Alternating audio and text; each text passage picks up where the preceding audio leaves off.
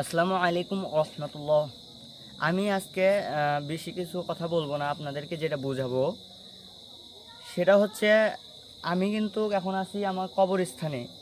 এটা কিন্তু রাত প্রায় মানে 8টা এরকম বাজে। আমি চিন্তা করতেছি যে কবরস্থানে কিন্তু এক সাইডে আমার নানি শুয়ে আছে, এক সাইডে আমার নানা শুয়ে আছে। আমি ভাবতেছি আমার নানি কিন্তু 1 বছর আগেও বেঁচে ছিল, কথাবার্তা বলা হয়েছে, অনেক কিছু বলা হয়েছে, কিন্তু আজ কিন্তু আমার নানি নাই।